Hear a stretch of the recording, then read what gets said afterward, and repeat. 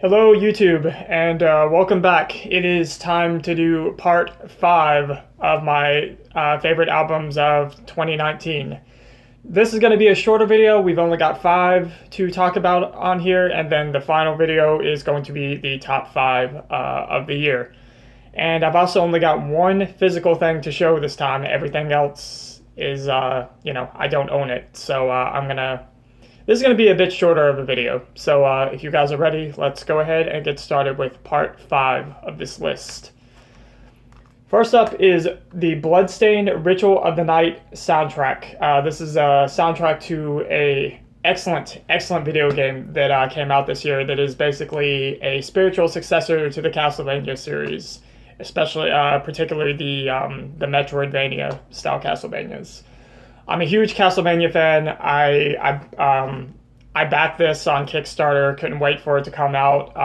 One of my absolute favorite games this year. This and Kingdom Hearts 3 were both really up there for me. But the soundtrack to this is absolutely fucking gorgeous. The composer, Michiru Yamane, I really hope I'm saying her name correctly. She is a Japanese composer that did a lot of music for the Metroidvania style Castlevania games, and she came back to do the music on this. I think some other people contributed, but I think most of the compositions came from her. So Yamane, she's got this very just iconic style for her music that she composes for video games. It's really in that classical Gothic era kind of style. And it's just an absolutely beautiful, elegant, amazing, epic sounding soundtrack. I really enjoyed it. The string arrangements and just, all the classical compositions. It's just really beautiful stuff. And there's also some kind of rock metal-ish sort of instrument, rock metal driven sort of tracks on here as well. It's a super long soundtrack. It's 2 discs in total. Here's what it looks like on the inside. Actually, hold on. Yeah, it is 2 discs. The booklet was just covering the other disc. So yeah, it's 2 discs in total. It's a very long soundtrack. It's I'm pretty sure it clocks in over 2 hours. So it's quite a bit of time to invest into an album, if you want to call it that. But yeah, I still felt like it had to be on this list for this year. I really enjoyed listening to this, even though it is very time consuming and it's a lot to digest all at once. But yeah, an absolutely gorgeous soundtrack. I love Michiru Yamane's composition. She's one of my favorite composers, especially when it comes to video games. But yeah, I think that's really all I have to say. So the Bloodstained Ritual of the Night soundtrack, amazing stuff. Next up, we're going to go to Release Hallucination with Imperfection of Imaginary Number. This is a Japanese metal release. As you guys know, I just really have a soft spot for this Japanese metal stuff. Love it. This is a very cool mix of gothic metal, symphonic metal, and progressive metal. The instrumentation is very well done. The production is also very well done. 2-person project, a female vocalist, and a guy who pretty much does all the other instruments. So pretty impressive stuff for, a 2-person project that wrote and recorded all of this. You can definitely tell they're influenced by Dream Theater, influenced by Nightwish, and there's even some more modern metal influences in here. Even down to some Slipknot and that kind of stuff. You could tell they were influenced by those kind of bands as well on here. And aside from the gothic metal, progressive metal, and symphonic metal sound, there's also just some really weird, quirky kind of, I don't really know what to call it, stuff on here that's just kind of for the sake of variance, I guess. It is a very long album, clocks in over an hour, so it is a lot to digest, and it does start to drag a little bit by the end of it, but I still really enjoyed this. I did give it quite a few listens, and I felt like it was still good enough to be here. And the symphonic gothic and progressive metal, I think, is a very cool combination, and I would just a combination that I am definitely always intrigued by. So I thought they did a wonderful job on this. The vocals are beautiful. She does a great job. Yeah, good stuff. Even though, like I said, it's just a little too long for the most part. But yeah, still had to be here, I think. Next up is Öxxö Xööx, and before I continue, I want to thank my buddy Richard for telling me how the fuck you pronounce this band's name. But we have Öxxö Xööx with Y. I don't know, with some kind of symbol. It looks like a Y. I'm just going to call it Y. This is a two-person project out of France. This is released on Blood Music. There is so much going on with this album, but my best description of it, I've always thought of them as an ambient, atmospheric, gothic doom metal band. Experimental gothic doom metal band. Very experimental.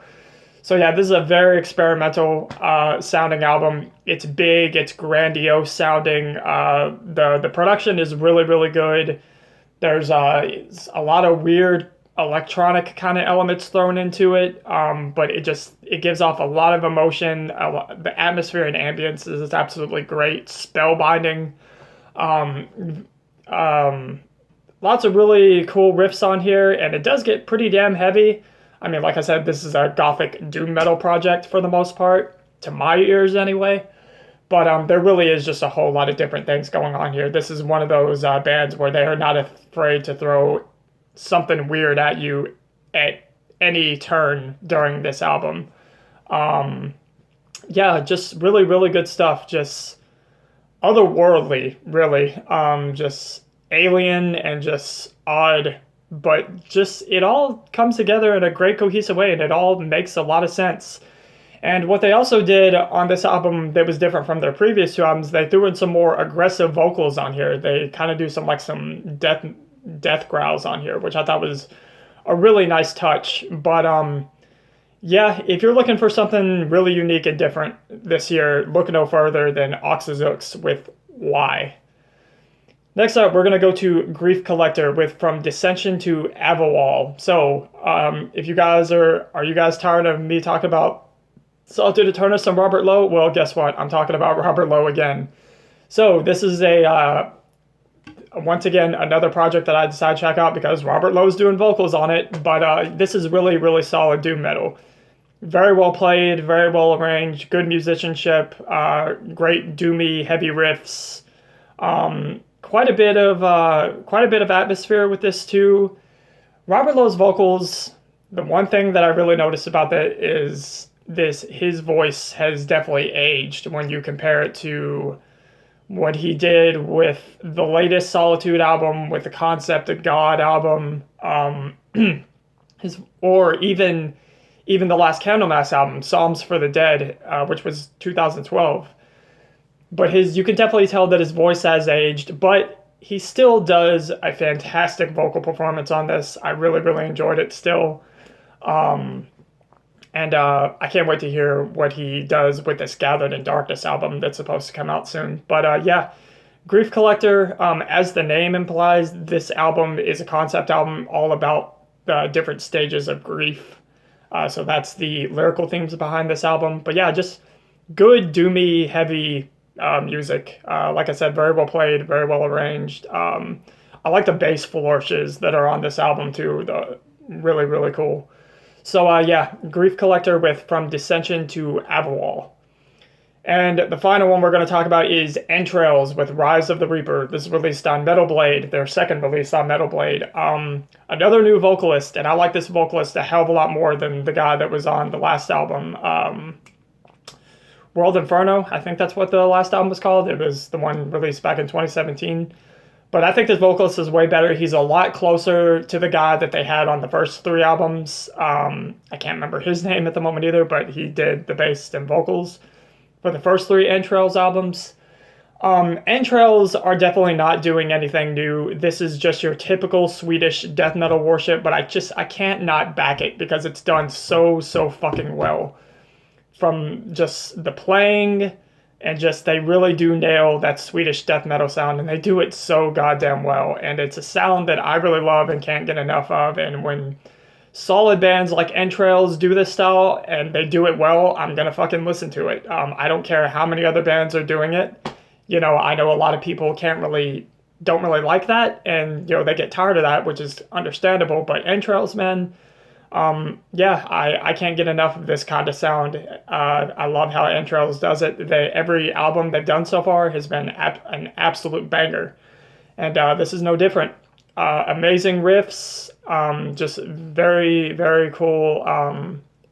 Yeah, just really good stuff overall. Like I said, I really prefer the vocals on here compared to the last guy on the 2017 album. Um, yeah, I'm at a loss for words. I think that's it. So, Entrails, Rise of the Reaper.